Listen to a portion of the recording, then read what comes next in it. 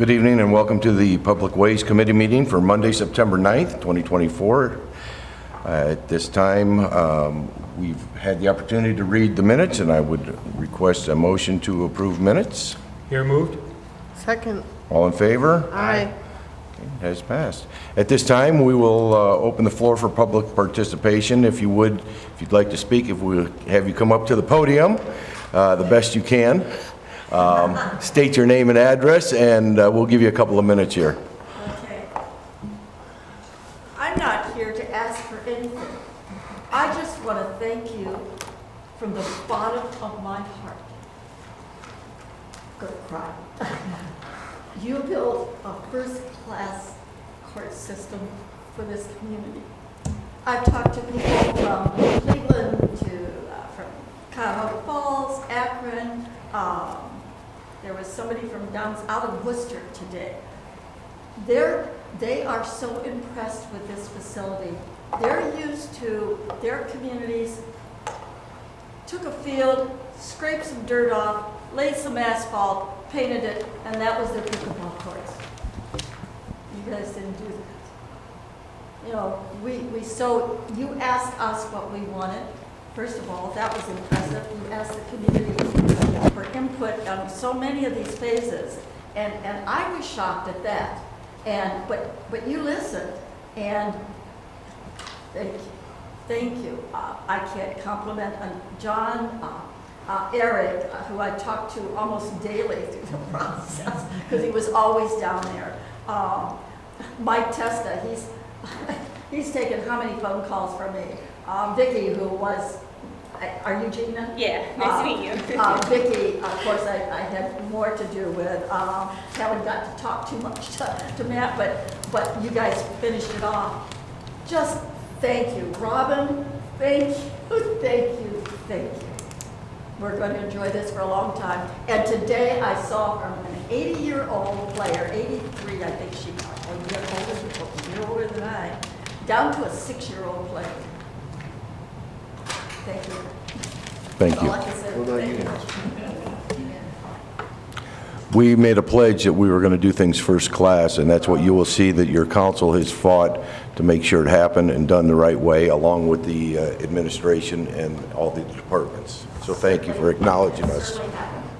Thank you. Good evening. My name is Madeline Schwab. I live at 495 Wolf Avenue, Wadsworth, Ohio, and I am representing Friends of Wadsworth Trails. I am the vice president of the organization. First of all, I am so thrilled about the sidewalk on Chestnut Street. You know, that was one of my goals for about a year. And secondly, I'm also excited about Durling Park. The tennis courts and the pickleball courts are great. I just have one concern about, the steps that go from the parking lot up there. They're a little kind of scary for some of us older people, and I think a railing would be handy to have in there, because I think those steps are like an accident waiting to happen. I'm not going to sue you, don't worry. But, I think other people will have the same concerns about that. The other safety issue I am concerned about is, the sidewalk by Holmesbrook Park that just kind of stops. Well, I think I would like to see that sidewalk continued all the way up to Sunset, because that would connect that Holmesbrook Park into the neighborhood, and the kids could ride their bikes all the way up to Valley View, or they can ride their bikes and go to Memorial Park.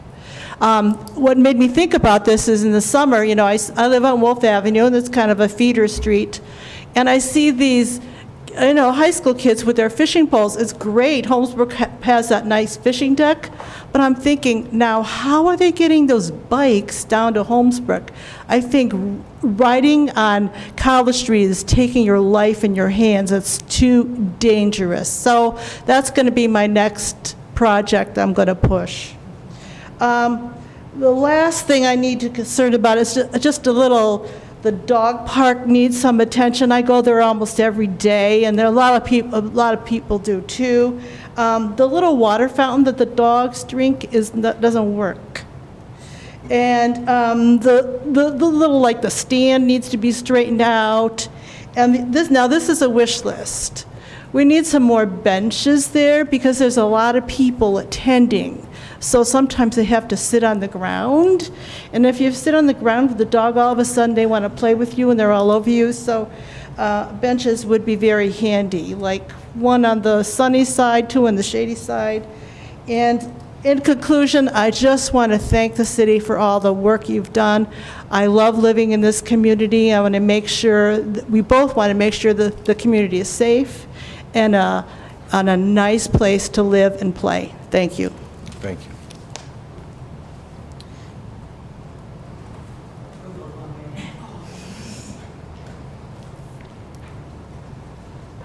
Hi, my name is Michelle Hendrick, and I live at 496 South Kaiser Drive, and I am also a member of Friends of Wadsworth Trails and second everything she said.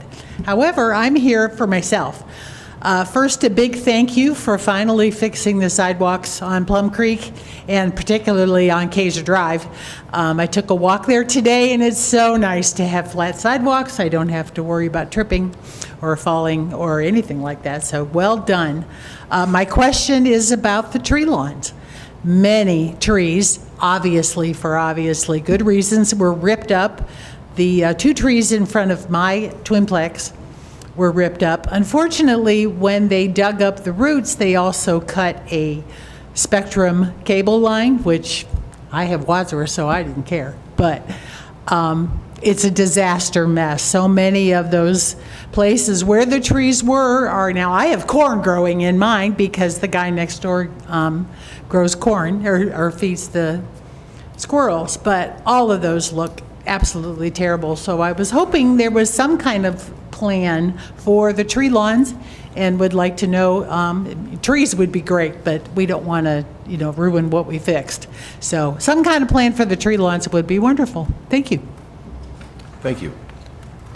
Would anybody else like to address the committee? At this time, we'll move on to the parks. Memorial Park Destination Playground Project update. Mr. Belloc handle it. Good evening, Mr. Chairman, members of the committee.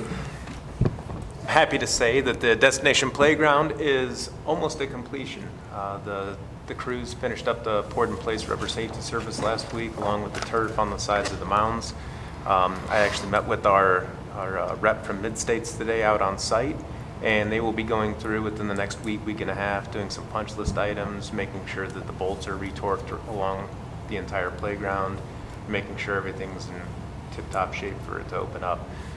We're going to get some temporary construction fencing put up around the playground with one point of entry and exit, so when we do open it here in the next couple of weeks, we can keep people out of the construction area and keep the playground tidy in the meantime. Great. Is there an update on having a dedication plaque? As I'd asked about that for both parks at previous meetings, and when we did do Durling Park, I did not see a dedication plaque from the city officials and council. So I think along with those, we're kind of waiting to get the project even farther along than what it is now with the other phases. So instead of doing it, kind of putting the cart before the horse, when everything comes together, we can have something there. Okay. Any questions on that? No, but I've heard a lot of people really are excited about it. Yeah, we've gotten a lot of great feedback with it, and it's really turned into a really, really nice place. Even from neighboring communities, they're very excited. Okay, the Memorial Park North Phase improvements, the splash pad, restrooms, pavilion, utility lines, and parking lots. I think that's Mr. Hiscock. Actually. Oh, it's going to be, okay. Thank you, Mr. Chairman. So this project was split into 2 phases for the design and construction. The first phase, which includes the water line from Grandview to Alt, and then the utilities to service the splash pad and restroom buildings, is currently out to bid. They will open next week, so hopefully we get some good competitive bids on that. The next phase is the sidewalk and parking lot, or the hardscape to go with those facilities, which is currently in design. Okay, any questions? Any, that is gonna, are we gonna try and break ground yet on that this year? That's the goal, yes. Okay. Yep. And then Memorial Durling Park Athletic Court project update, we know the one. I can take that one as well. There is one update I would like to provide on Durling Park because as you've all seen, it is open and everybody's playing on it, and which is great to see. There actually is a handrail plan to go in. It's on the plans, it's just, they were special order and are currently on order. We're still waiting for an update from the manufacturer on that and when it'll be able to be installed. For Memorial Park, they currently started the surfacing at that park. This weekend they started that, and in the next couple weeks that should all be painted, striped, and the nets up. So that should be wrapped up here soon as well. Great. Questions? Okay. And let's move on to the Brickyard project update. So not much of an update for you at this point. We are still working with St. Ed's in hopes of finding a solution to an access point off of Mount Eaton Road. It's been a little bit frustrating, the back and forth, but we did have a little bit of communication. I think they are looking to solidify some plans for their property, which would sit north of an entrance drive. I think our discussions have prompted them to move quicker on some of their decisions than perhaps they had planned to.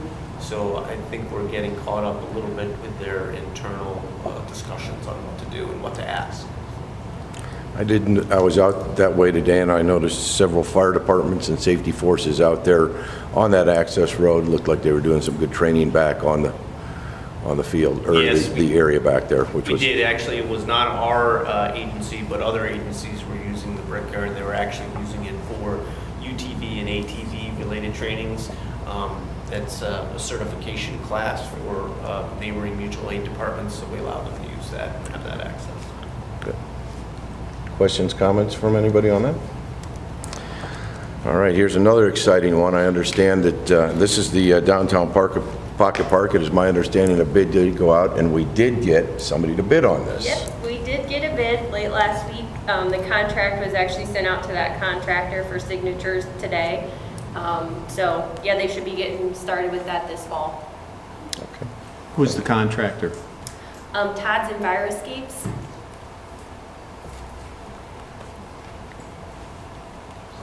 Thank you. Questions, comments? What was the timeline on that for total So, completion? Substantial completion is in November 5th.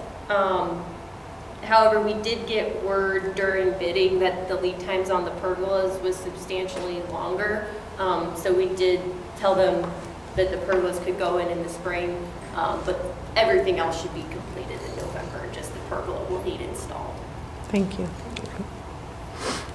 Let's move on to streets and sidewalks, the 2024 street improvement program update, please. Yep, all of the work on the street improvement program is complete. So all the striping's done and all the roads are surfaced. So everything is done there, and just final minor punch list items are left. Did that include any, that did not include any downtown parking striping at all? No. Okay. 2024 sidewalk program update, please. This work is also complete and is just kind of in that final punch list closeout stage. So once that's all wrapped up, then assessments will be prepared and sent out. I remember hearing that they were going to replant the trees in the fall when the weather changed. Is that correct? I believe that's something, John, Yeah, can you John. speak to that? Yeah, absolutely. Michelle, I can talk to you after the meeting and fill you in on all that Yeah. stuff. 2024 street striping and pavement marking update. So the contractor has completed the long line striping. Their equipment broke down for that auxiliary striping, the crosswalks, those types of things. They're supposed to be out this week. It'll probably take a couple weeks to wrap that up as long as we get nice weather. The questions, concerns? Okay, we'll move on to Chestnut Interurban Trail Connection Project. The contractor mobilized that site last week and they've started grading everything out. And the storm sewer work is anticipated to continue this week. And we only expect that to take a few weeks to complete and wrap up all that work, so it should be done by the end of September. Very good. Great. Questions? Plum Creek Sidewalk Replacement Project. This is another easy one. As far as the contract administered out of our department it goes, the work is complete and they're just working on punch list items. As John said, he knows more about the plan to put back those trees this fall though. Okay. North and South Park Sidewalk Replacement Project. This one, the contractor has not started yet. We're still waiting on them for the schedule and keep bugging them for that. Their substantial completion date is the end of September, so we'll keep hounding them to get out there to get that done. Is it the same contractor that's been doing a lot of the other sidewalks? No, we had 3 different contractors on all those projects. This one's Construction King. They did the Northwoods area last year. I don't know if you recall that. Okay. Same contractor. All right. Questions? High Street Corridor Traffic Study Update. This one, all good news there. My understanding from talking to our crews, everything seems to be operating very well and efficiently up in the corridor, so no real red flags from them that can't be addressed with minor tweaks. So with them and GPD, we're just wrapping up the final kind of study to say it appears things works and keep the signal up, so nothing really.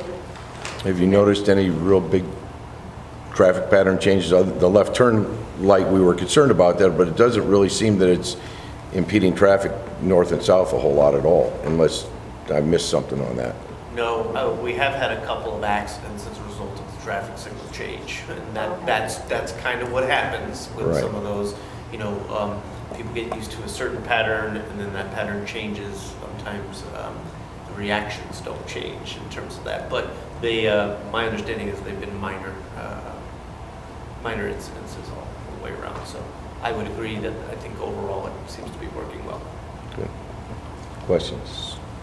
Okay. The 2025 Sidewalk Program Resolution. So this is a new resolution to kind of kickstart the program for next year. The plan is to do, it's called Area 6. I don't know if you guys are familiar with the numbers. It's kind of that area west of West where Wolf swings down, and then you've got Tulip Trail and those roads, as well as College Street from Hardy west to Sunset, and then Alt and Grandview.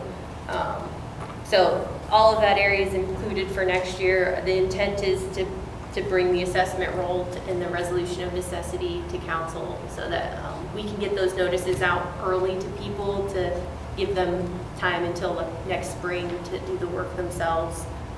The intent is to have our contractors start shortly after school's out next year, so it would just give those people, you know, that more time to perform the work. So those sidewalks have not been marked or identified yet, have they? We have identified them. Okay. We have not marked them because we like to kind of have our ducks in a row before we start getting calls asking what they're for. We want to make sure we've got the resolution and everything in hand before we mark them. So normally we pass that first, and then we'll go out and actually mark them and send out the notices to people explaining what those marks mean.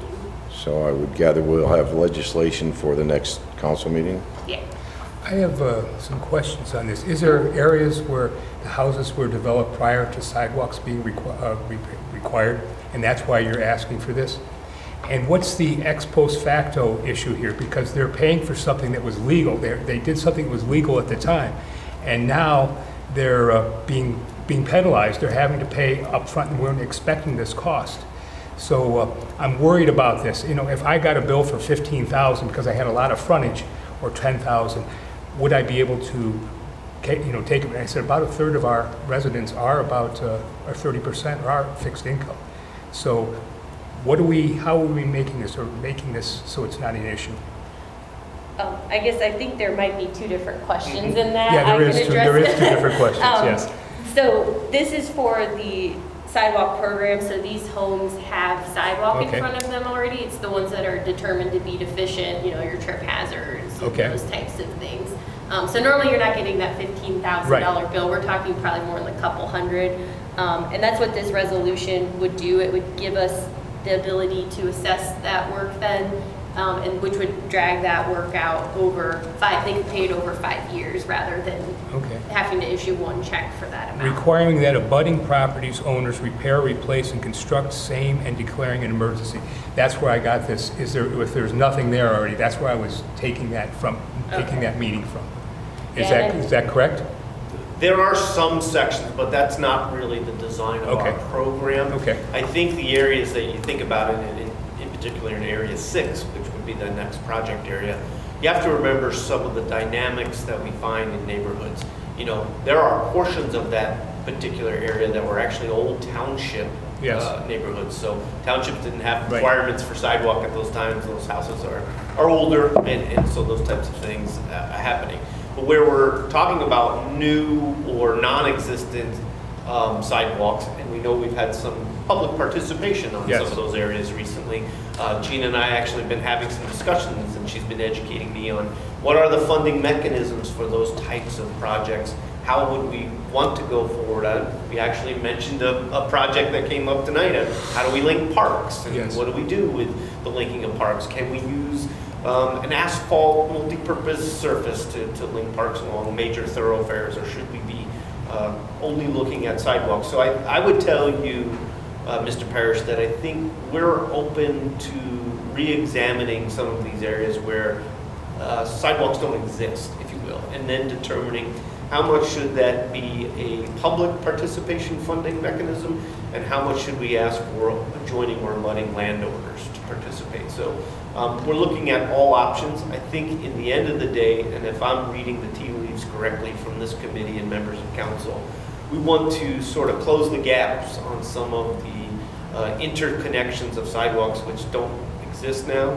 We want to enhance the ability of residents to get to parks from residential areas. So I think it's an exciting time to re-examine the funding mechanisms which we've used in the past and what's available to us now. So we're hoping to bring forth something sooner rather than later in terms of funding ideas, and see what council would like to explore. I appreciate that, because I am very much in favor of connecting things, but I just didn't want an undue burden on those that can't afford. So we need to change the wording at all on this legislation, because this seems like it's blanket for the whole city at all times. And so is that because it could be future councils or future administrations can say, well, you're abutting property, you have to pay for it. I mean,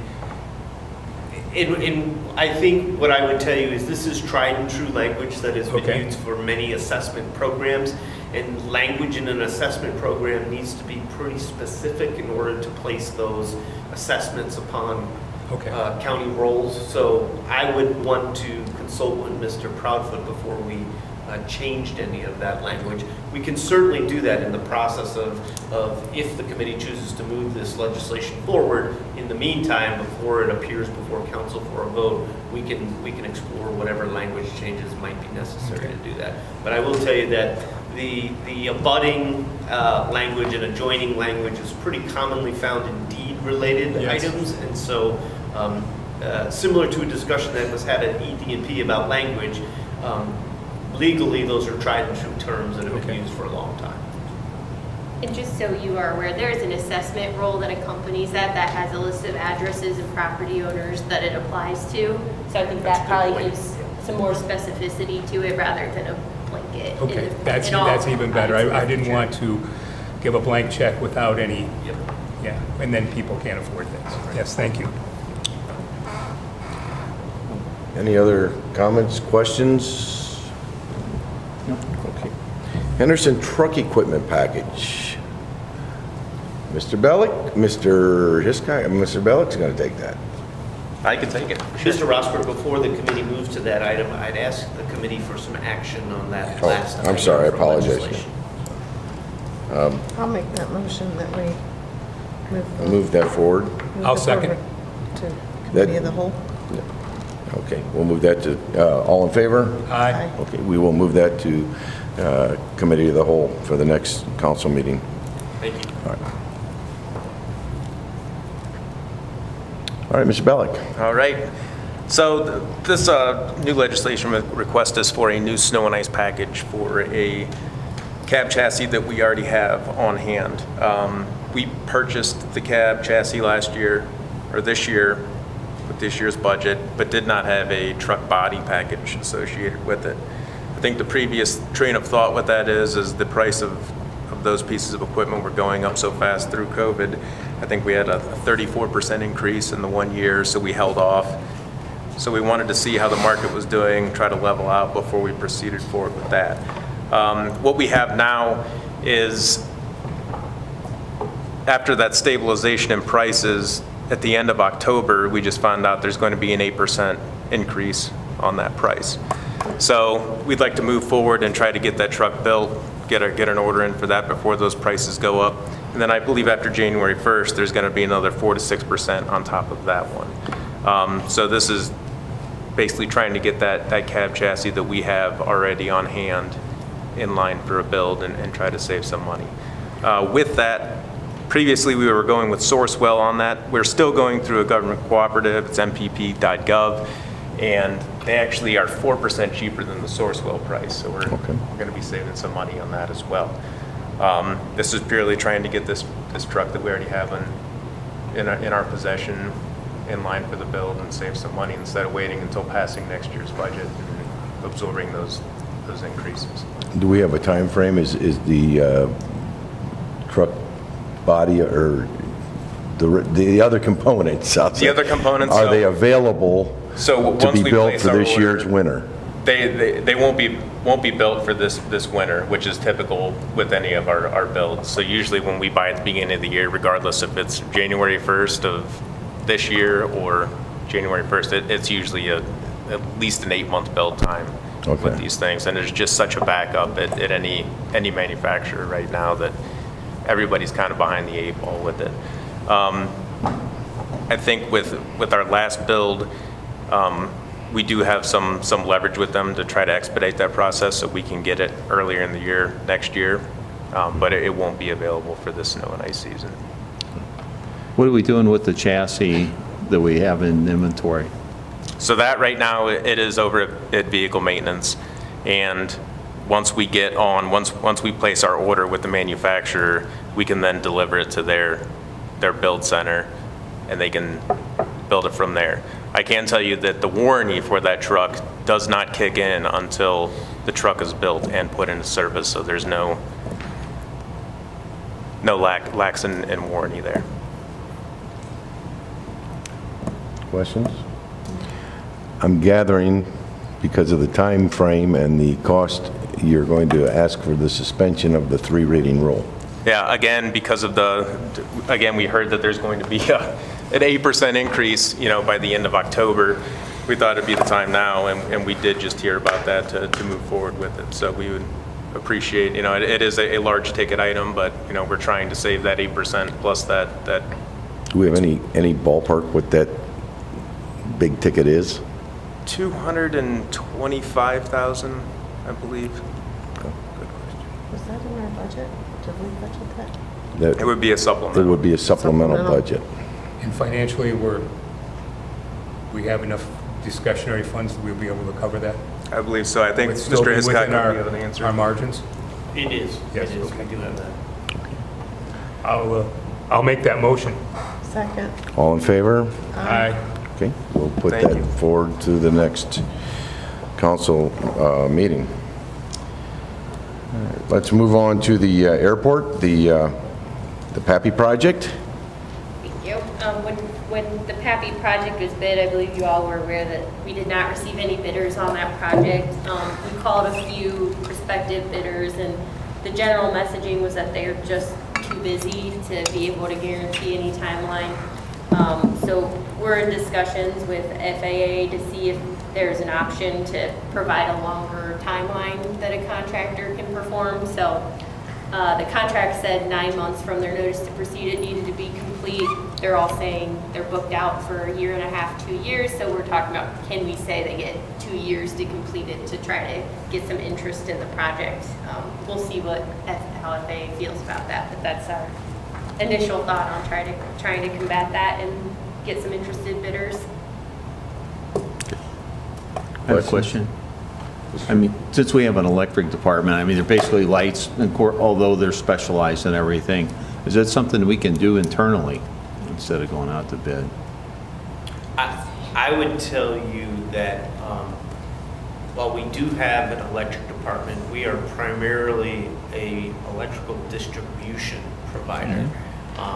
We don't have, for instance, electricians other than one on staff, a licensed electrician. This particular work is pretty specific and unique. So, Mr. Williams, with respect, I would say it's probably outside of the scope of our current electric division. I just know they do street lighting and some of that type of thing that, although I know it's a specialized item, I just, looking at options. Yes. Thank you, Mr. Williams. Good question. Any other questions? How about the automated weather observation project? For this project, FAA would like the city to have an easement in place before they authorize any funds for design or to pay for the easement. So basically with the weather system, you need a certain radius of clear space that they can't build within around that in the future. So we have to acquire the easement. So we're in discussions and talks of how best to go about that and funding that. Is that with private property owners currently, Yes. or is it on property that we already own? So the AWAS will be on our property, but Okay. the radius that needs to be clear extends beyond our property limits, so it'll be with third parties. I believe there's, correct me if I'm wrong, there's only one other party, I think, within that radius. I believe so. So it's an easement with an individual outside, a private property owner, excuse me, but the easement is pretty specific. That means essentially they cannot build upon their land at all. So it's an important easement to get in place before we get started. Questions? And discussions are on, have you started negotiations or discussions with them? Yes. Okay, I just want to make sure I had that right. Okay, the airport snow removal equipment. This was another project, I guess we did receive one bid that FAA determined was not viable due to how they filled out the bid form provided. So we weren't able to award the project. It also was substantially over the estimate for what we had authorized by council and as well as what was in the budget for the equipment. So we're discussing internally kind of the best way to fund that because there is a limited amount of FAA dollars available for it. And so we're looking at kind of the size of equipment and what's best for our size airport and the best way to use our dollars wisely to get that equipment.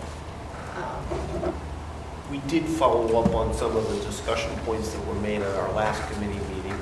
I think committee members asked, what are other neighboring similar situated airports doing? And I don't know if you recall any of that, I'd like to share any of that information at this point. John? Sure. So from the feedback that we got from other airports, they're using used municipal plow trucks, F-250s, loaders, backhoes, that kind of thing. So they don't really have specialized pieces of equipment like the ones that we had bid out for. I don't think that they applied for the same sort of funds to fund their. There was one, and I can't remember which airport now, unfortunately. I believe it was Kent's Airport did receive funding for their snow removal equipment, but it was prior to kind of the price increases we've seen since 2020, and they were able to kind of secure the equipment that met the FAA's guidelines for much, much cheaper prices, my understanding. Is there any more grant money available from the FAA for this? I mean, 'cause our airport is very busy. I mean, I know we get airport sizes, but the amount of traffic in and out compared to some of the other local airports, it's completely different. So it's a challenge. Yeah. Okay. Any other questions? Anything else? Any recent compliments? I'd like to compliment our electric department on the great jobs they did with the athletic court lighting. Yes. That's something that's, I wouldn't say it's out of their wheelhouse because they're fully able and capable to do those things, but, you know, fitting that into their schedules and bringing the project to fruition, they've done a really nice job with that. Anybody else have anything? I'd like to compliment the council and administration for not letting the ball drop and getting the traffic turn signal at Park Center and High Street. Good job to all. I know the citizens, you know, are finally getting what they should have had from the beginning, but they're very, very happy. Good job. I've got a couple of questions. We talked one time about directional signage, maybe something that says where the stadium's at, where City Hall's at. We talked about that. It's been several months. Is there any movement on that? So we were dealing with, and are still dealing with a company who provided us some quotes on those items. We still have some budget dollars available to us this year.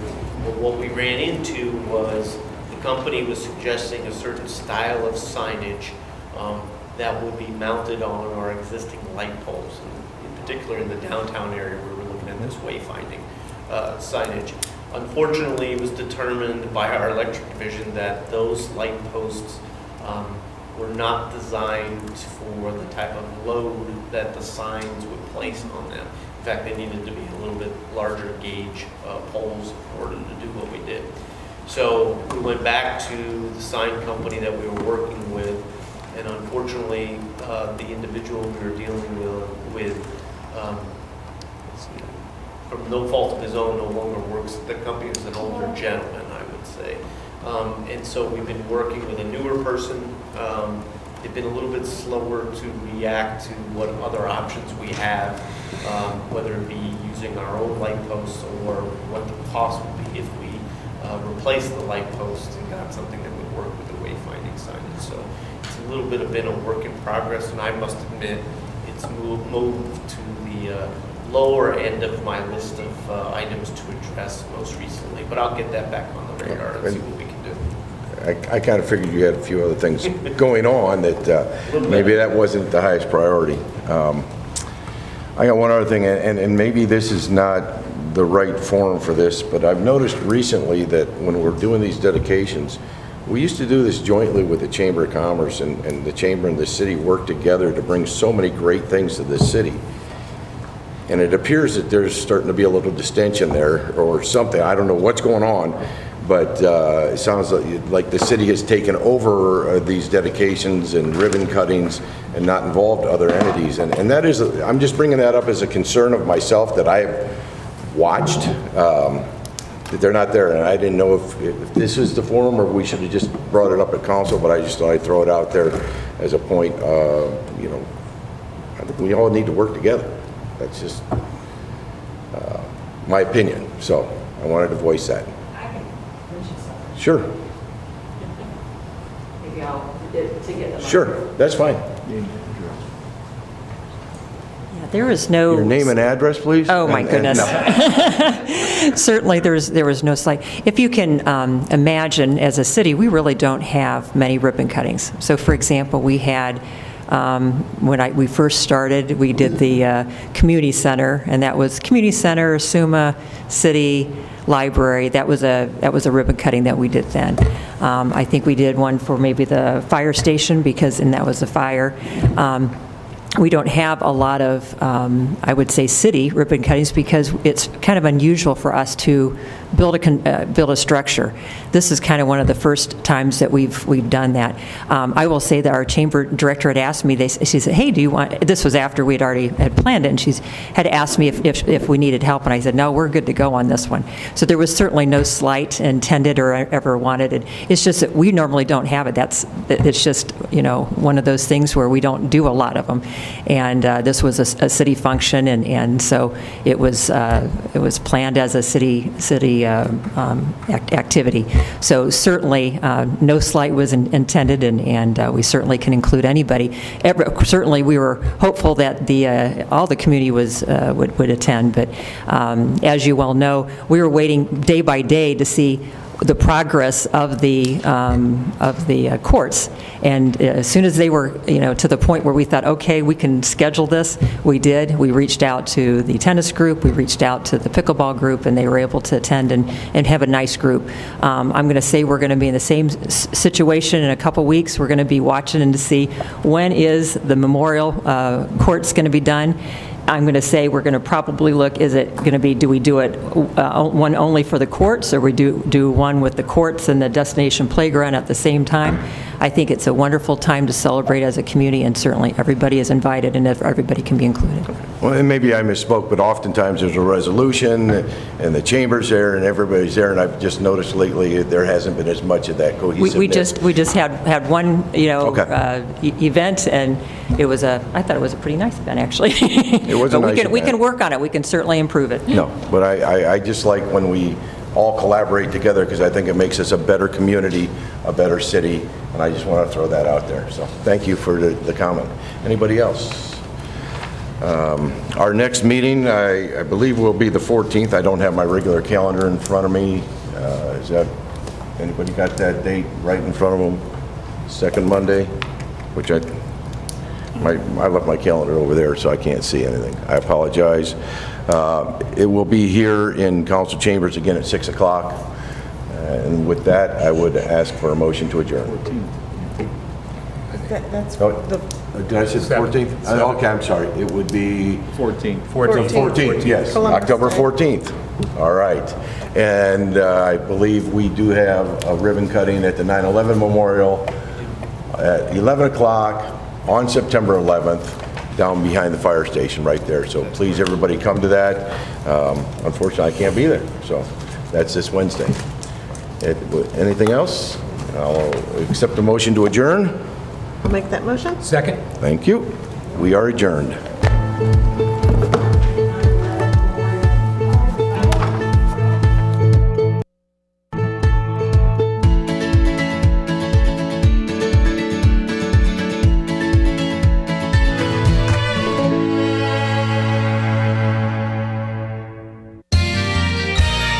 You are watching WCTV, Wadsworth Community Television.